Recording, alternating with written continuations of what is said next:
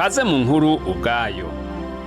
Uyu munsi turabandanya urukurikirane rw'ibikino byitwa inkuru gucungurwa, inkuru y'akigoro k'Imana mu kuducungura canke kuturokora twese abaremwe ngo tuve mu gutsindwa no makosa yacu, mu ntege zacu no mu bituboha, mu kwikunda, mu bwibone no mu rwanko rwacu. Ni inkuru y'urukundo rw'Imana ruhambaye ifitiye umwe wese muri twebwe. Reka ngusabe ufatanye natwe kumviriza igice c'indwi citwa kuva muri Egiputa.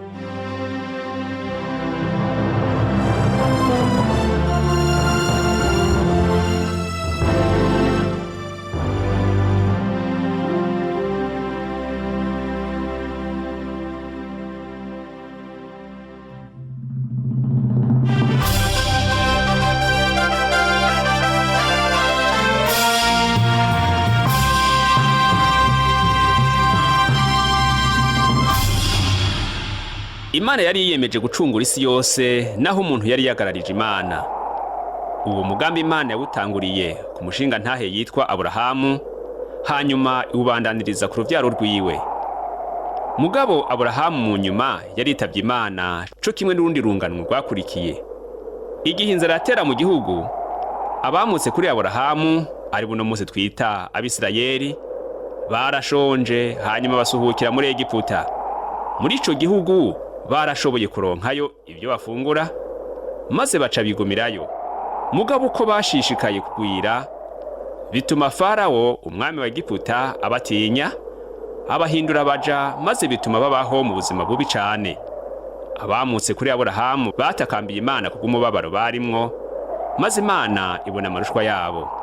Yaciye ihamagara Mose imutuma kuri Farawo ngo agende babona nimbona nkubone, amushiriye ubutumwa bworoshe buvuga ngo rekura abantu banje bagende.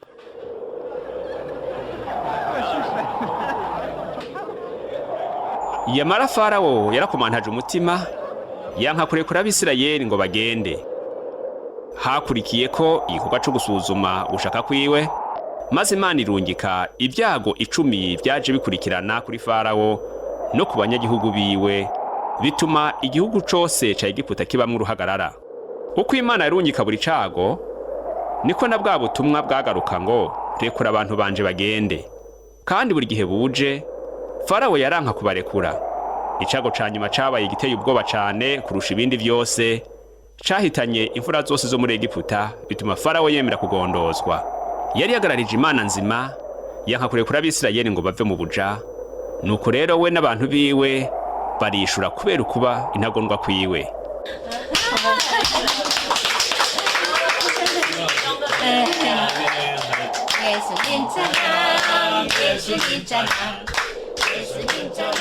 Nuko baca baremeka imikogote n'indogoba hamwe n'ingamiya ibyo bari batunze, hamwe n'abana babo batera baje mu bugaragwa. Basohoka Egiputa batumbera igihugu yari yasezeraniye Aburahamu sekuruza wabo. Haheze imyaka myinshi cane.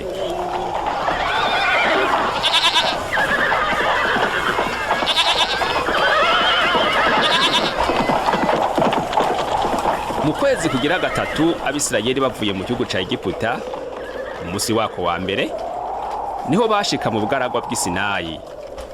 Abisirayeli bacumbika ngaho imbere y'uwo musozi, hahandi nyene Imana yari yiyerekeye Mose.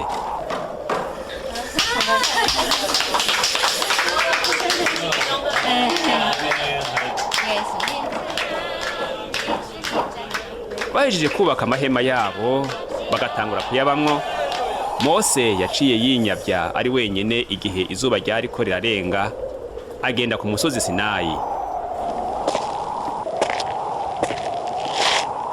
Igihe Mose yariko aratambuka muri iyo nzira yari asanzwe amenyereye, yaciye atangura kwibuka ibintu bitari bike. Yaributse ko mu myaka yaheze yigeze kujana umukuku w'intama kuri uwo musozi nyene, igihe yariko arondera ahantu hakiri ubwatsi bwutoshe. Muri ico gihe ntiyumvira ko umunsi umwe ari wazokura abantu biwabo mu buja. Ico gihe yari umwungere, atakindi yakora atari guturutsa intama no kuziha amazi ngo zinywe.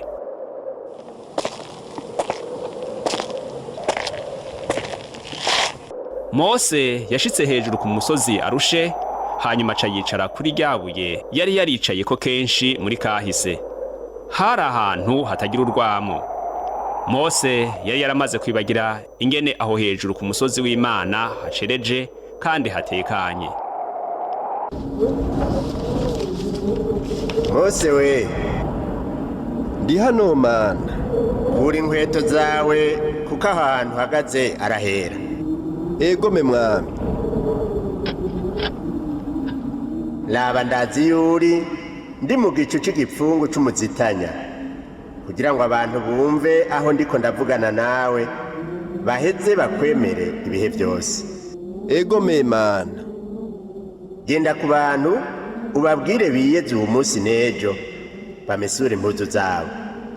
Umunsi ugira gatatu uzoshike biteguye, kuko jewe Uhoraho ku munsi ugira gatatu nzomanuka nze kuri uwo musozi Sinayi imbere y'abantu bose. Ego nagiye kubibabwira mana. Mugabo rero Mose, nawe uzobashingira akarimbi kaho bazogarukira impande zose z'uwo musozi. Ubabarire uti, mwiyubare ntimuduge kuri uwo musozi canke ngo mukore ku rubibe rwawo. Nzobikwa nk'uko nyene ubimbariye. Genda rero ubwira abantu bitegurira umunsi ugira gatatu.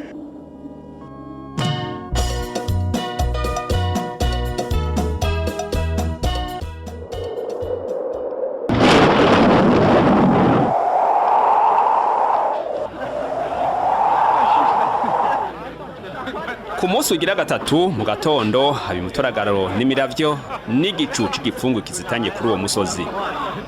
Kumvikana n'ijwi ry'inzamba rirengereye cane.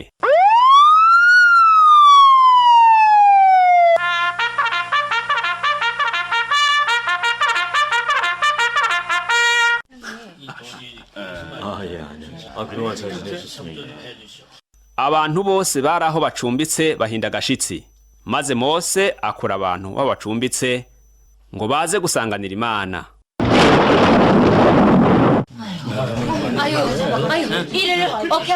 Bagabo b'Abisirayeli, ntimugire ubwoba. Ivyo muriko murumva kandi muriko murabona ni ubwiza bwanjye n'inkomezi. Imana yabasogokuruza Aburahamu, Isaka na Yakobo yabahamagaye ngo muze ngaha kugira ngo mubone ubwiza n'ubushobozi bwiwe, kugira ngo mumenye ko ari we Mana wenyene. Mwarabonye ivyo yakoreye abanyegiputa n'ingene mweho yabateruye ku mababa nk'ay'inkona akabaza n'iyari. None rero nimwamwumvira vy'ukuri mukitondera isezerano ryiwe, muzomubera inyegu yiharije yitoranirije mu mahanga yose, kuko isi yose ari yiwe.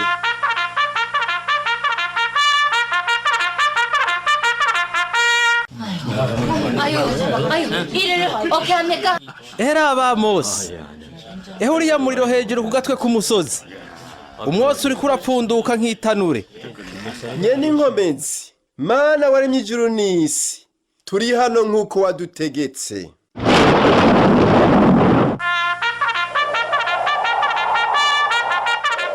Mose, ndi hano.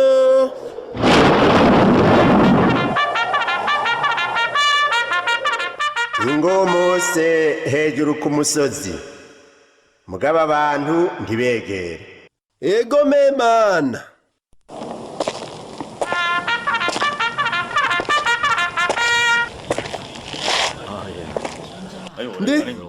Ndi hano Mana, nashitse. Nduhoraho Imana yawe yagukuye mu gihugu ca Egiputa mu nzu y'ubuja. Vuga mwami. Ntukagire izindi mana umbangikanya.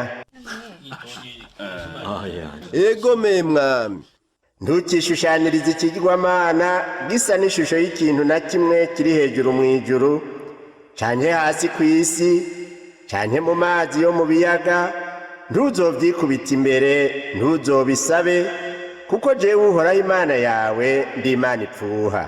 Ego me Mana.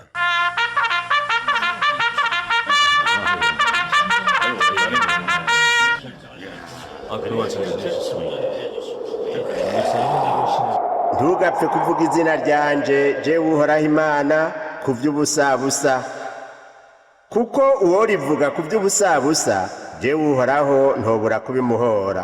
ego memana.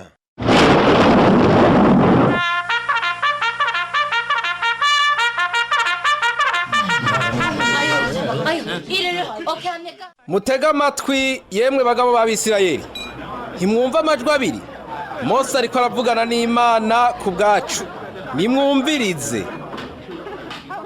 Wibuke kubahiriza umunsi w'isabato, uzokore mu minsi 6 uba ari ukoreramwo ibikorwa byawe byose, ariko umunsi ugira 7 niwo sabato yanje jewe uhoraho Imana yawe. Kuko iminsi 6 ariyo naremye mu ijuru, isi, ikiyaga n'ibiri muri byo byose, nkaruhuka ku munsi ugira 7. ego memana. ego memana. Wubahe so na nyoko kugira ngo urambire mu gihugu jewe uhoraho Imana yawe nzoguha.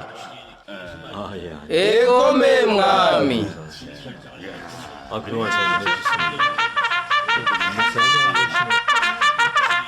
Ntukice. ego mwami. Ntugasambane. ego mwami. Ntukibe.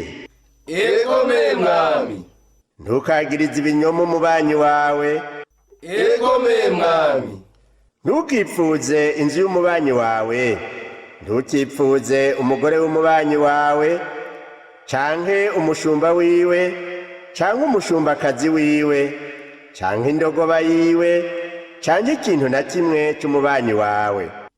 ego mwami.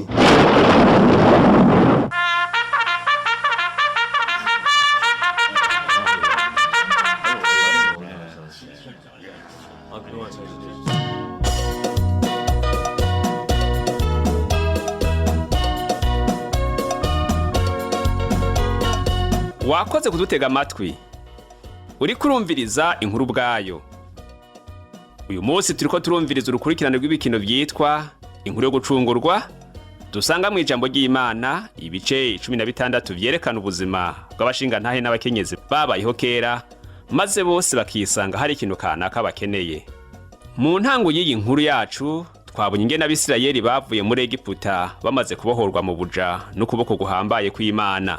Haheze iminsi 3 bariko baragenda mu bugaragwa, bashitse ku musozi Sinayi, aho Imana yategetse Mose kuza ku musozi kugira ngo bavugane imbona nkubone n'abantu bose bo muri Isirayeli bagashobora kumva ivuga. Aho niho Imana yahereye Mose amategeko 10 meranda yaragiye kuba urufatiro rw'integuro yayo yo gucungura. Ngwino rero ufatanye natwe tubandanye gutega amatwi inkuru yacu ishimikiye ku bihe no ku bantu babayeho mu ijambo ry'Imana.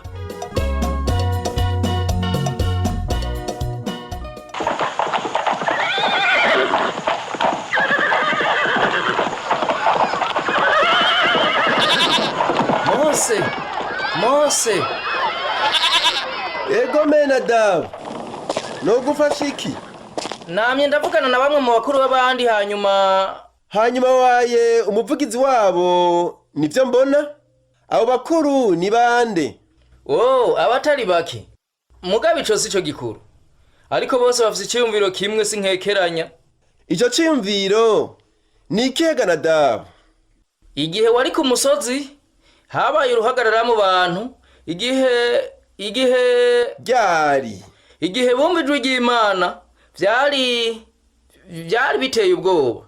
Abantu bahindishijwe agashitsi n'ubwoba Mose. Mbere n'ubu baracatinya kwegera wewe canke urya musozi. Ubwo butuma baguhaye nubuhe Nadabu? Bwavuga buti bari wewe utubarira niho twovyumva. Ariko Imana ntibari yitwibwirira, ntiduhave dupfa. Nimuhumure, kuko Imana ije kubagerageza kugira ngo igitinyiro cayo cabe imbere yanyu ntimukore icaha. Kumbure nivyo, mugabo twese twapfunditseko ivyo Uhoraho avuze byose tuzobikora, ariko ntitwongere kumva ijwi ryiwe kandi ntidushobora kuryihanganira. Na Saroni ari mu buri kuravugira. Urantunga Mose, navuze gusa ivyo bantumye. Mu gitondo c'umunsi wakurikiye, Mose yazindutse kare yubaka igicaniro munsi y'uwo musozi, ashinga inkingi z'amabuye 12 nk'uko imiryango y'Abisirayeli 12. atuma imisore yo mu Bisirayeli ija gutanga ibimazi irabiturira.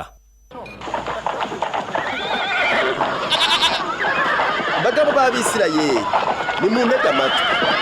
Imana n'ingabo yasabye gusubira ku musozi nkagenda njanye na Aroni.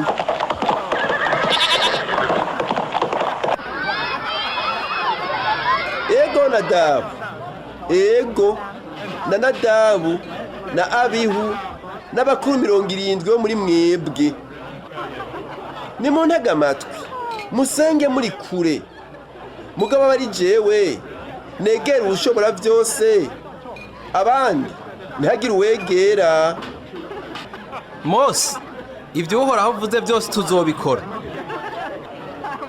Urakoze Aroni. Nanje nuko mvuga Mose. Kandi urakoze Nadabu. Nimwihitiremwo abakuru 70, tuzozinduka kare mu gatondo tuduge ku musozi aho tuzosengera Imana ihambaye.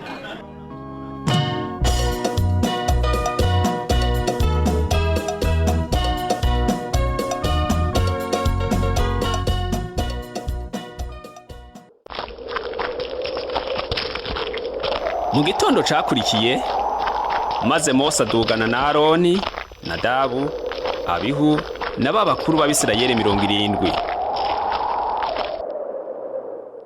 Babona Imana y'Abisirayeli munsi y'ibirenge vyayo hameze nk'umusezero w'amabuye yitwa safiro.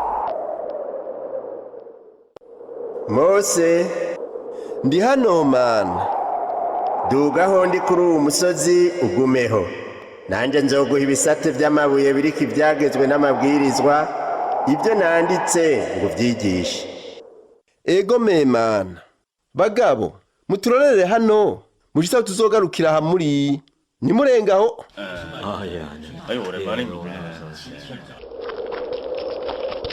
Mose avana hasi na Yosuwa umufasha wiwe, nuko Mose aduga kuri uwo musozi, ca gicu cy'igifungu kirawutwikira, ubwiza bw'Uhoraho buguma kuri uwo musozi Sinayi. Ico gifungu kiwutwikira iminsi 6, ku munsi ugira 7 Uhoraho ahamagara Mose n'ijwi rirenga, ari muri ico gicu cy'igifungu. Mose, Ndi hano Mana. Abisirayeli babona ku gatwe k'uwo musozi ishusho y'ubwiza bw'Uhoraho isa n'umuriro utongora. Nuko Mose adwebera hagati muri ico gifungu, aduga kuri uwo musozi, awumarako iminsi 40 n'amajoro 40.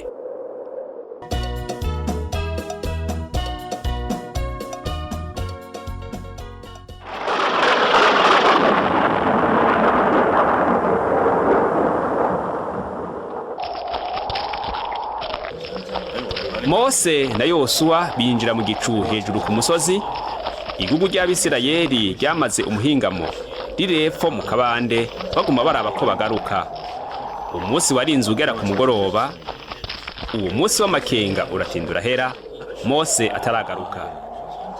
Hageze ko bwira ku mugoroba, ubwiza bw'Ishobora byose bwarakayangana hejuru ku musozi Sinayi, bumeze nk'umuriro uri kuraka, buzana umuco udasanzwe epfo mu kabande. Abisirayeli basubira ku nsago zabo, batabishaka baja kuryama muri iryo joro.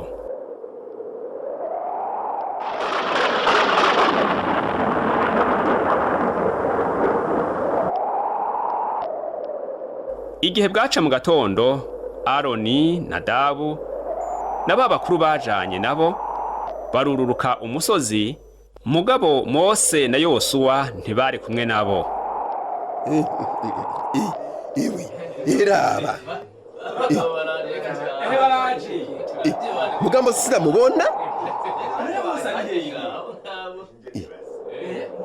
Mose arihi. Mose ari hejuru ku musozi. None kubera iki Mose yagumyeyo? Kemekaye? Iki ni kuki none mwagarutse mwebwe mutari kumwe nawe? Nigikundi ico iya. Reka barije nishuri ico kibazo da. Ego Nadabu. Bagabo b'Abisirayeli ni mu ntega amatwi. Mose yasigaye ku musozi avugana n'Imana, kandi ashobora kumara iminsi. Mugabo umwanya ataraza, Mose yabarashinga amabanga data Aroni, amabanga yo kumubera mu kibanza gushika agarutse. Sivyo navyo bariko baravuga n'ibiki? None azumara imisi ingana iki? Ni kwereka yagenye Aroni. Ntibyumvikana. Ntituzi igihe bizomara. Mugabo Mose yasabye data guca imanza zokwaduka igihe azoba ataraza. Data, hari ico ushaka kuvuga? Ivyo navyo biratugoye. Ivyo oya nawe. Bagabo b'Abisirayeli, naje ndi mu batangajwe n'ivyabaye cyo kimwe namwe. Sinigeze nsaba ko mpabwa uburongozi, mugabo nk'uko Mose yabintegetse, nzogerageza neza kurongora abantu bacu igihe agifatiriwe hariya. Mu gihe ataraza, nsaba ko mwofashanya nanje kandi mukanshigikira. Aha, ibintu rero ntitubyumva. Zoza kudutwara, atwara zaradutwara. Umunsi ugira kabiri waheze atagakuru ka Mose, mbere n'ugira gatatu n'uwa kane. Haheze iyinga rimwe, imivurungano iratangura, igihe abantu batangura kwibaza niba Mose akiriho canke ko azogaruka. Mugabo ca gicucu muzitanya cari kikiri hejuru ku musozi, maze mwijoro ubwiza bw'inyenkomizi bugakayangana nk'umuriro utongora. Ico gihe Mose na Yosuwa bari bakiri hejuru ku musozi, bitegereza kandi bumviriza igihe Imana yandika ivyagezwe vyayo vyanditswe kuri bya bisate by'amabuye, maze baha amategeko yerekeye ingene abantu bayo bakwiye kwisenga nibashika mu gihugu c'isezerano.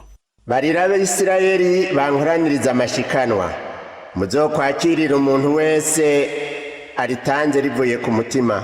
Ego me mwami. Kandi rero Mose, uzobarira Abisirayeli bazokuzanira amavuta arongorotse avuye muri Elayo zisekuwe, na ca giterekwa kw'amatara kugira ngo hazokwame hari itara ryaka. Ego me mwami. Kandi uzokwigize hafi yawe Aroni mukuru wawe n'abana biwe, ubarobanure mu Bisirayeli kugira ngo bankorere igikorwa c'ubuherezi. Aroni nyene n'abana biwe, Nadabu, Abihu, Eleyazari na Itamari.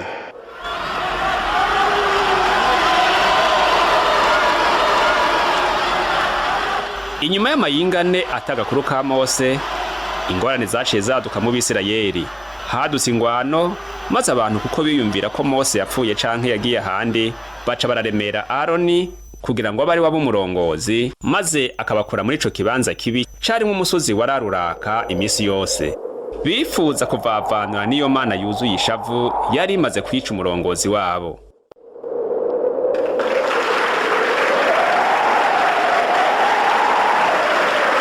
Mose, Ndi hano.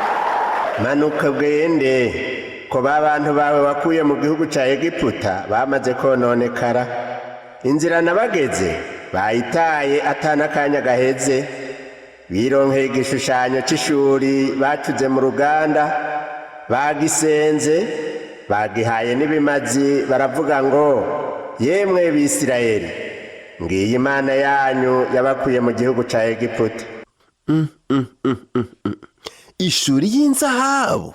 None rero nupfe kundeka gusa, ishavu ryanje ribarurumbe ko ndabahonye, ariko wewe nzoguhindura ihanga rikomeye. Mbega uhoraho, niki gitumye ishavu ryawe rija ku bantu bawe wakuje mu gihugu ca Egiputa, ububasha bwinshi niko kwawe k'inkomezi. Ehese nuhera ishavu ryawe ry'inkazi, wigarure ntuteze abantu bawe ibyago. Niwibuka Aburahamu, Isaka na Isirayeli, abasavyi bawe, abo wabariye wigize indahiro, kari iki gihugu cose wavuze kuzokiragura uruvyaro rwabo rukacegugira ibihe vyose. Ese icompa ukabaharira icaha cabo, naho bidashobotse jewe upfa umusibanganya izina ryanje mu gitabo cawe wanditse. Nuko Uhoraho arigarura areka ibyo byago yari yavuze guteza abantu biwe. Imana yarumvise ico Mose yasavye, kandi naho abantu bayo bwite bari bayigararije, Imana yagumye ifise ku mutima integuro yayo yo gucungura abantu bakuye mu vyaha byabo.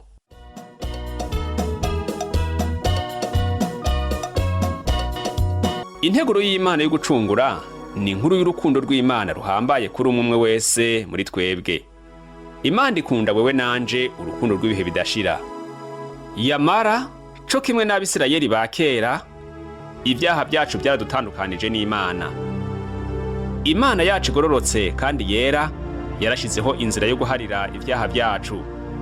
Iyo nzira ni ica muri Yesu Kristo. Yesu yapfiriye ibyaha byacu, yarazutse mu bapfuye kandi uyu munsi ni muzima. Afise ububasha bwo kuza mu bugingo bwacu no guharira ibyaha no kutuzanira agakiza k'ibihe bidashira. Uguharira ibyaha n'ubugingo budashira ni ingabire ziva ku Mana. Ntidushobora kukaronka kuko twagakoreye, tugahabwa nk'ingabire. Mu kugira ngo turonke ukubabarirwa n'ubugingo budashira, dutegerezwa kuva mu byaha byacu maze tukamwizera, hanyuma tukamwakira mu bugingo bwacu nk'umwami n'umukiza. Ngira nsenga isengesho rigufi ndaribwira Imana rivuye mu mutima wanje. Tega amatwi isengesho ryanje, hanyuma ninarangiza gusenga ndakurongora nawe usenga iryo sengesho. Data nkunda, ndahevye ibyaha byanje, nizeye Yesu wenyene ngo ambere umukiza kandi angirire ikigongwe. Guhera uyu munsi nzokurikira Yesu. Ndagushimiye Mwami Yesu ko nkunda kandi ko waje mu bugingo bwanje. Amen. Rero reka ngusabe usubire mw'iri sengesho nijwi yumvikana. Turasenga igice kimwe kimwe. Iri sengesho nurigira iryawe ubwiye Imana. Urivuge urikuye ku mutima. Data nkunda, ndahevye ibyaha byanje, nizeye Yesu wenyene ngo ambere umukiza kandi angirire ikigongwe. Guhera uyu munsi nzokurikira Yesu. Ndagushimiye Mwami Yesu ko nkunda kandi ko waje mu bugingo bwanje. Amen. Kaze mu muryango w'Imana. Mu kiganiro gikurikira tuzigira hamwe ingene twomukurikira n'ingene twokurira muri Kristo Yesu. Igice gikurikira kizobandanya inkuru yo gucungurwa nk'uko tuyisanga mu ijambo ry'Imana.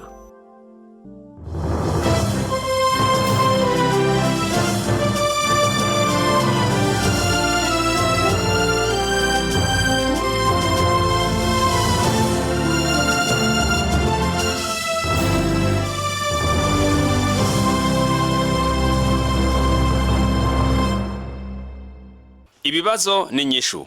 Ikibazo: ni kubera iki abantu bagize ubwoba igihe Imana yavuga? Abantu ntibatahura ubushobozi buhambaye bw'Imana n'ubwiza bwayo.